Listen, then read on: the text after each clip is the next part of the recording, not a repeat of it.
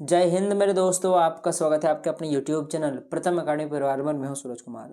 आज हम लोग क्लास 9th का साइंस का वो मोस्ट इम्पॉर्टेंट MCQ क्वेश्चंस करेंगे जो आपके बोर्ड एग्जाम में डायरेक्ट आएगा। ठीक है ना। बेसिकली ये हमारा मोस्ट इम्पॉर्टेंट क्वेश्चंस का बेसिकली साइंस का पार्ट 4 वाला वीडियो। इससे पहले 3 पार्ट डाला हुआ है, नहीं देखे तो देख लीजिएगा।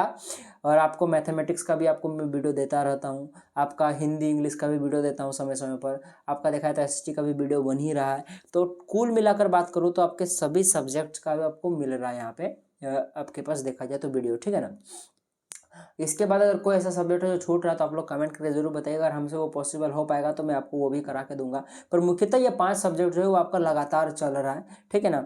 तो बेसिकली अगर आप लोग ये सारा सब्जेक्ट का वीडियो अगर आप लोग देख लेते हो तो आपका प्रत्येक सब्जेक्ट में अच्छा मार्क्स आएगा, ये हमारी गारंटी है। A+ कहीं नहीं जाने वाला है। ठीक है। तो चलिए स्टार्ट करते हैं। देखो आज हम लोग साइंस के 30 मोस्ट इंपॉर्टेंट MCQ क्वेश्चंस करेंगे। तो सबसे पहला प्रश्न आपके पास है कि इस विश्व के प्रत्येक वस्तु जिस सामग्री से बनी है उसे कहते हैं। तो देखो पूरा ये जो वर्ल्ड है ये पदार्थ से मिलकर बना है, तो ए नंबर ऑप्शन आपका करेक्ट हो जाएगा। ठीक है ना। बहुत कोई बोलेगा सर ठोस द्रव और गैस से मिलकर बना है, बहुत कोई तो बोलेगा सर ठोस से मिलकर बना है। ऐसा नहीं होता है, क्योंकि ठोस द्रव गैस भी किससे बनता है? पदार्थ से बनता है। तो कुल मिलाकर मूल चीज की बात करूँ तो पदार्थ, इन ऑप्शन ग्रेड हो जाएगा।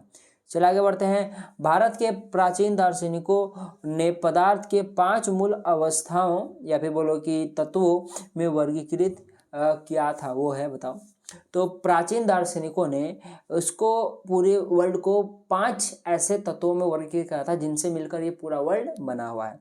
जिनमें से देखा जाए तो एक अग्नि था, देखो एक वायु था, एक आकाश था, एक आपका भूमि था, ठीक है ना, धरती जिसको हम लोग बोलते हैं, और एक जल था। पर यहाँ ऑप्शन में देखा तो ये तीनों का तीनों, जो कि ऑप्शन देख सकते हो आप लोग, अग्नि वायु और आकाश, ये 5 तत्वों में, जिसको हम लोग पंचभूत तत्व भी बोलते हैं हम लोग सनातनी में। ठीक है ना। तो बेसिकली ये तीनों हैं, यानी कि इनमें से सभी आपका करेक्ट हो जाएगा। जिसमें से यहाँ पे आकाश और जल ऑप्शन में नहीं है। ठीक, आकाश बोल रहा हूँ, भूमि और जल ऑप्शन में नहीं है। ठीक है, बाकी वो दोनों भी होता है। ठीक है, चलिए आगे बढ़ते हैं। पदार्थ बने होते हैं, तो पदार्थ जो होता है ये कणों से मिलकर बना होता है। देखो पदार्थ अभी तक हम लोगों ने देखा कि पूरी जो दुनिया है वो पदार्थ से बना है, और पदार्थ भी छोटे छोटे कणों से मिलकर बना है, जिसको हम लोग परमाणु बोलते हैं। ठीक है, आगे चल के आप लोग पढ़ोगे। ठीक है, टेंशन नहीं लेना। जैसे कि आगे क्या आप लोग अभी ही पढ़ोगे, शायद तीसरा या चौथा चैप्टर है आपका। ठीक है, परमाणु या मनु वाला, उसमें पढ़ोगे। ठीक है, पदार्थ के कण होते हैं। तो देखो पदार्थ के कण देखो छोटे नहीं होते हैं, छोटा बोलना गलत होगा, पदार्थ के कण सूक्ष्म बोलना सही होगा। छोटा देखा जाए तो मैं भी छोटा हूँ, ठीक है ना, पर बात यहाँ पे छोटा का नहीं चल रहा है, सूक्ष्म की चल रही है, यानी कि सूक्ष्म हो जाएगा, सी नंबर ऑप्शन कट हो जाएगा। क्योंकि छोटा से भी छोटा क्या होगा? सूक्ष्म होगा, क्योंकि पदार्थ का कण छोटा से भी छोटा होता है। ठीक है, इसलिए सूक्ष्म शब्द ज्यादा अच्छा रहेगा। अच्छा, पानी में चीनी जैसे पदार्थ घोलने पर पानी के तल में क्या परिवर्तन होता है? तो कुछ भी परिवर्तन नहीं होता है। ठीक है ना, क्योंकि पानी के अंदर रिक्त स्थान वगैरह पाए जाते हैं। सीनियर का ऑप्शन करेक्ट हो जाएगा। चलिए आगे बढ़ते हैं। लिखा है यहाँ पे निम्नलिखित में से कौन पदार्थ नहीं है? तो ईर्ष्या, जिसको जेलसी बोलते हैं, जैसे आपकी वाली अगर किसी दूसरे लड़के से बात करें तो कैसा लगता है आपको? बस वही वाली है, वही वाला जेलसी, वही ईर्ष्या की बात चल रही है। तो आपके पास बी नंबर ऑप्शन करेक्ट हो जाएगा। बाकी देखा जाए तो जल हो गया, गंध हो गया, इस तरह की सुगंध, ये सभी पदार्थ में आता है। चलिए आगे बढ़ते हैं। देखो पदार्थ के कणों में किस प्रकार की ऊर्जा होती है? तो पदार्थ के कणों में बेसिकली गतिज ऊर्जा होती है। बी नंबर ऑप्शन करेक्ट हो जाएगा, काइनेटिक एनर्जी। चलिए आगे बढ़ते हैं। ताप बढ़ने पर पदार्थ के कणों की गतिज ऊर्जा में क्या परिवर्तन होता है? देखो ताप बढ़ाओगे तो चाहे वो कोई भी पदार्थ हो, ठोस द्रव गैस, उसके कणों में मूवमेंट बढ़ जाता है, यानी कि उसकी गतिज ऊर्जा बढ़ जाती है, तेज हो जाती है, यानी कि गति तेज हो जाती है। बी ए नंबर ऑप्शन करेक्ट हो जाएगा। चलिए आगे बढ़ते हैं। पदार्थ के कणों का स्वतः मिलना क्या कहलाता है? विसरण कहलाता है। बहुत ही इंपॉर्टेंट प्रश्न है, VVI प्रश्न, याद रखना। पदार्थ के कणों का स्वतः ही मिल जाना विसरण कहलाता है। जैसे कि आप लोग क्या करना, पानी लेना और उसमें एक बूंद स्याही डाल देना, देखना आपको हिलाने का जरूरत नहीं, ऑटोमेटिकली कुछ देर बाद ऑटोमेटिकली वो मिल जाएगा। या फिर पानी में चीनी डाल दो, देखना चीनी जबकि ठोस था, पानी जबकि देख सकते हो द्रव होता है, वो दोनों में देखा है तो कॉम्पोजिशन दोनों का अलग है, एक ठोस का है तो एक द्रव का है, लेकिन फिर भी कुछ समय बाद देखना चीनी ऑटोमेटिकली घुल जाएगा, उसमें हिलाने की जरूरत ही नहीं। तो ये ऑटोमेटिकली पदार्थों में घुलने की एक क्षमता होती है, एक टेंडेंसी होता है, जिसको हम लोग विसरण बोलते हैं। ठीक है ना। चलिए आगे बढ़ते हैं, इसको इंग्लिश में हम लोग डिफ्यूजन बोलते हैं। ठीक है, याद रखना मेरी बात। चलिए आगे बढ़ते हैं। पानी में नमक जैसे पदार्थ घोलने पर पानी के स्तर में कोई परिवर्तन नहीं होता है, इससे पदार्थ का किस गुण का पता चलता है? तो इससे पदार्थ के बीचों में जो मतलब पदार्थ के कणों के बीच में जो रिक्त स्थान होता है उसका पता चलता है। क्योंकि आप लोग नमक डालोगे, एक स्पेसिफिक अमाउंट का अगर नमक डालोगे तो क्या होगा कि देखना, पानी अगर मान लो कि 2 लीटर है तो वो अभी भी 2 ही लीटर रहेगा, मतलब उसका लेवल नहीं बढ़ेगा। क्योंकि क्या होता है कि नमक जाके पानी के बीच में जो गैप स्थान होता है उसमें घुस जाएगा। अब ऐसा नहीं है कि 1 चम्मच पानी में 1 बोरा नमक डाल दो, ऐसा नहीं होता है। ठीक है, मैंने एक स्पेसिफिक अमाउंट होना चाहिए। तो कुल मिलाकर इससे ये पता चलता है कि पदार्थ के कणों के बीच में या फिर पदार्थ के कणों के मध्य में रिक्त स्थान होता है। सी नंबर का ऑप्शन करेक्ट हो जाएगा। चलिए आगे बढ़ते हैं नेक्स्ट प्रश्न की ओर। निम्न में कौन पदार्थ है बताओ? तो देखो पदार्थ पूछा है यहाँ पे, तो देखो आपके पास स्नेह हो गया, जिसको हम लोग क्या बोलते हैं, जब मम्मी और बेटा के बीच में क्या होता है, मम्मी बहुत ज़्यादा स्नेह करती है, उसकी बात चल रही है यहाँ पे। ठीक है। अच्छा, घृणा, हेट करना, विचार, थॉट। ठीक है ना। तो बेसिकली ये तीनों का तीनों हमारे फीलिंग्स है, परंतु जो घड़ी है, घड़ी भाई साहब घड़ी है, ठीक है ना, जो टाइम दिखाता है, तो ये पदार्थ है। ठीक, क्योंकि घड़ी जो है वो स्थान घेरता है, जगह घेरता है। ठीक है। चलिए आगे बढ़ते हैं। ठोस के कणों के बीच आकर्षण बल होता है। ठोस के कणों के बीच में आकर्षण बल सबसे अधिक होता है, उससे कम द्रव में होता है और सबसे कम गैस में होता है। ठीक है। और यही अगर गतिज ऊर्जा की बात करें तो उल्टा हो जाएगा। गतिज ऊर्जा गैस के कणों में सबसे ज्यादा पाया जाता है, उससे कम देखा जाए तो द्रव में पाया जाता है, और उससे कम यानी सबसे कम ठोस में पाया जाता है। चलिए आगे बढ़ते हैं। बाह्य बल लगाने पर ठोस की आकृति में क्या परिवर्तन होता है? बाह्य बल लगाने पर ठोस की आकृति में कोई परिवर्तन नहीं होता है, यानी आकृति नहीं बदलेगी। अगर एक स्पेसिफिक अमाउंट का अगर आप लोग बल लगाओगे तो कुछ नहीं होने वाला है। ठीक है। तो आपके पास बी नंबर ऑप्शन आपका करेक्ट हो जाएगा।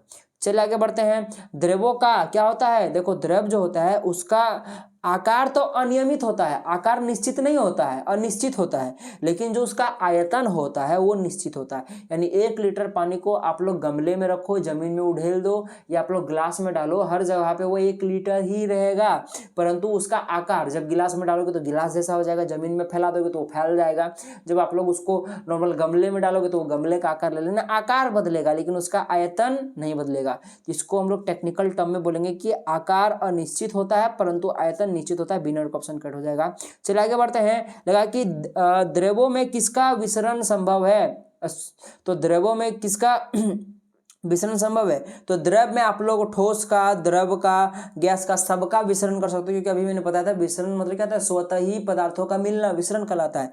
तो अगर पानी है आपका, पानी द्रव होता है, तो द्रव में अगर आप लोग चीनी को डालोगे जो कि ठोस होता है तो वो ऑटोमेटिकली मिल जाएगा, छोड़ दोगे तो यानी कि ठोस का तो विसरण हो सकता है। अच्छा, पानी में दारू मिला दो, दारू को छोड़ दो मिला के, फिर स्याही ले लो, स्याही को क्या कर दो आप लोग 1 बूंद डाल के छोड़ दो, ऑटोमेटिकली मिल जाएगा, यानी कि पानी जो है द्रव के साथ भी विसरण कर सकता है। अच्छा, गैस जैसे कि आप लोग पेप्सी वगैरह जैसे आप लोग पीते हो तो पेप्सी में बहुत हाई कंप्रेस्ड आपका कार्बन डाइऑक्साइड डाला हुआ होता है। पेप्सी तो जनरली आपका द्रव होता है लेकिन उसमें कार्बन डाइऑक्साइड गैस डाला जाता है, तो उसमें जब हाई प्रेशर करके डाला जाता है ऐसा थोड़ी कि उसको हिला हिला कर डाला जाता, नहीं, दबा देता है पूरा स्पीड से उसका ढक्कन को और उसमें हाई प्रेशर से आपका कार्बन डाइऑक्साइड डाल देता है, ऑटोमेटिकली वो विसरित हो जाता है, ऑटोमेटिकली मिल जाता है, यानी कि गैस का भी विसरण हो सकता है। तो देखा जाए तो तीनों ही करेक्ट आंसर हो जाएगा, डी नंबर ऑप्शन करेक्ट हो जाएगा। ठोस, द्रव, गैस तीनों का विसरण हो सकता है द्रवों में। ठीक है। अब चलिए थोड़ा सा स्पीड पकड़ते हैं कि ठोस पदार्थ का क्या होता है। ठोस पदार्थ का देखा जाए तो आकार निश्चित होता है, ठीक है ना, और आयतन भी निश्चित होता है। देखा जाए तो आपके पास दोनों ही निश्चित होता है। आपका सी नंबर ऑप्शन आपका करेक्ट हो जाएगा। चलिए आगे बढ़ते हैं प्रश्न की ओर। देखो निम्नलिखित पदार्थों में किसका संपीड़ित अधिक होता है? तो देखो गैस जो होता है सबसे ज्यादा संपीड़ित हो सकता है, उसको सबसे ज्यादा दबा सकते हैं। चलिए आगे बढ़ते हैं। निम्नलिखित में किन पदार्थों के कणों के मध्य रिक्त स्थान अधिक होता है? तो याद रखना गैस में सबसे ज्यादा होता है, उससे कम द्रव में, उससे कम ठोस में, ठीक है ना, यानी कि आपका सी नंबर का ऑप्शन कट हो जाएगा। चलिए आगे बढ़ते हैं। वाहनों में ईंधन के रूप में किसका उपयोग किया जाता है? तो वाहनों में हम लोग सीएनजी का उपयोग करते हैं, ए नंबर का ऑप्शन कट हो जाएगा। अच्छा, गैसों के कणों के बीच में आकर्षण बल द्रव के कणों की अपेक्षा भी मैंने आपको बताया था, ठीक है। आकर्षण बल अगर मैं बात करूं तो सबसे ज्यादा ठोस में होता है, उससे कम गैस द्रव में होता है और सबसे कम गैस में होता है। तो पूछा है कि गैस के कणों की अपेक्षा द्रव में क्या होता है? कम होता है। गैस के कणों की अपेक्षा, एक मिनट रुकिए, क्वेश्चन को मैं अच्छे से पढ़ लूं ताकि कंफ्यूजन ना हो। गैस के कणों के बीच आकर्षण बल द्रव के कणों की अपेक्षा क्या होता है, कम होता है, यानी कि आपका ए बी नंबर का ऑप्शन करेक्ट हो जाएगा। ठीक है, अगर ये उल्टा के पूछ देता तो अगर यदि ये पूछता कि द्रव के कणों के बीच का आकर्षण बल गैस की अपेक्षा क्या होता, तब अधिक हो जाता है। इसीलिए इस क्वेश्चन को अच्छे से पढ़ना जरूरी था। चलिए आगे बढ़ते हैं।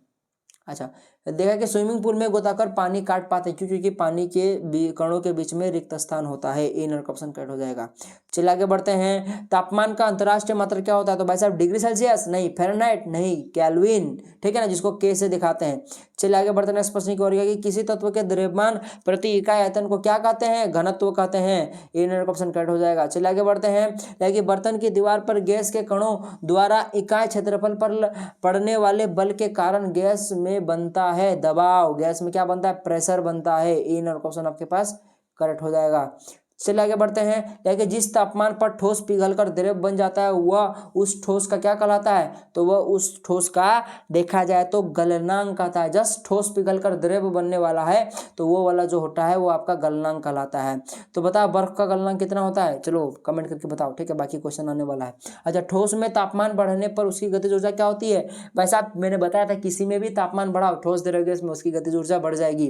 तो आपके पास बी नंबर का ऑप्शन कट हो जाएगा, बढ़ जाएगी। ठीक है, चलिए आगे बढ़ते हैं। लिखा कि किसी ठोस में गलने की प्रक्रिया में तापमान सदा रहता है। देखो कोई भी अगर ठोस है वो जब गल रहा होता है जिस वक्त, यानी मान लो कि ये बर्फ है, जस्ट ये पिघलना शुरू हुआ है, तो जब ये पिघलता है उस समय पे बर्फ का टेम्परेचर बढ़ता नहीं है। ठीक है ना, याद रखना मेरी बात। ठीक है, यानी कि समान रहता है, क्योंकि यहाँ पे क्या हो रहा है कि टेम्परेचर जो कि ऑब्वियसली बात है कि दिया जा रहा है, लेकिन बात है कि टेम्परेचर क्या होता है कि उसके स्टेट परिवर्तन में लग जाता है, यानी कि उसकी अवस्था परिवर्तन में सारा टेम्परेचर खपत हो जाता है, इस कारण से टेम्परेचर समान रहता है। ए नंबर ऑप्शन करेक्ट हो जाएगा। चलिए आगे बढ़ते लोग, क्वेश्चन आ गया बर्फ का गलनांक होता है तो 0 डिग्री सेल्सियस बोलोगे सर, ऑप्शन में है नहीं, तो 0 डिग्री सेल्सियस बोलो या 32 फ़ारेनहाइट बोलो या फिर आप लोग 273 केल्विन बोलो या फिर 273.16, कहीं कहीं 0.15 रहता है। ठीक है, 273.15 या 273.16 केल्विन, ये भी सही है जो कि ऑप्शन नंबर में है। तो ए नंबर ऑप्शन कट हो जाएगा। चलिए आगे बढ़ रहे हैं लास्ट प्रश्न की ओर। ठोस कार्बन डाइऑक्साइड कहलाता है, बहुत ही इंपॉर्टेंट प्रश्न है, तो उसको हम लोग शुष्क बर्फ, ड्राई आइस बोलते हैं ठोस कार्बन डाइऑक्साइड को। जो कार्बन डाइऑक्साइड ठोस होता है वही आपका क्या होता है, शुष्क बर्फ कहलाता है, और इसका टेम्परेचर बहुत कम होता है। ठीक है ना, याद रखना मेरी बात। अच्छा, और ये भी प्रश्न बहुत इंपॉर्टेंट था 29 नंबर का। तो इस प्रकार से हम लोग ने 30 मोस्ट इंपॉर्टेंट क्वेश्चन कर लिए। अगर वीडियो पसंद है तो जरूर लाइक कीजिएगा, अपने दोस्तों तक जरूर शेयर कीजिएगा। ठीक है, कोई भी डाउट होगा तो कमेंट बॉक्स खोला, कमेंट जरूर कीजिएगा। हमारा व्हाट्सएप ग्रुप, टेलीग्राम ग्रुप में ज्वाइन हो जाइए। ठीक है, और इसी प्रकार से मैं आपको एग्जाम तक क्वेश्चन देता रहूंगा, तो आपको सारा कर लोगे तो मेरी गारंटी कि साइंस में आपका A+ कहीं नहीं जाने वाला है। ठीक है, चलिए मिलते हैं अगले वीडियो में, तब तक के लिए जय हिंद, जय भारत और आपका दिन शुभ।